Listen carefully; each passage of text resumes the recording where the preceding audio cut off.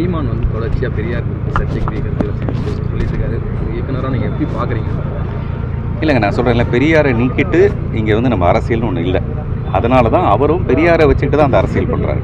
அது ப்ளஸ்ஸா மைனஸாங்கிறது வேறு விஷயம். இப்போவும் நம்ம அரசியல் பண்ணுறதுக்கு பெரியார் தேவைப்படுறாரு இல்லைங்களா? அப்போ அவர் எவ்வளோ பெரிய பெரியார், அவ்வளோதான் சார். இப்போ இந்த சாட்டை ஜனநாயகம் படுற சாட்டை எடுத்திருக்காரு. அவரோட ரசிகர் வந்து அடுத்த எம்ஜிஆர், திமுகவை எதிர்க்க வரும் அடுத்த எம்ஜிஆர்னு சொல்லிட்டு விஜய் சொல்லியிருக்காங்க. இதை நீங்கள் ஒரு இயக்குனராக எப்படி பாருங்க? எம்ஜிஆருக்கு ஒப்பிட்டு பேசுகிறாங்க, விஜய் ஒரு எம்ஜிஆராக பார்க்குறாங்க. இவங்களோட பார்வை எப்படி இருக்கு? இல்லை, எப்போவுமே நம்ம வந்து ஏதாவது ஒரு எக்ஸாம்பிள் வச்சுக்கோம்.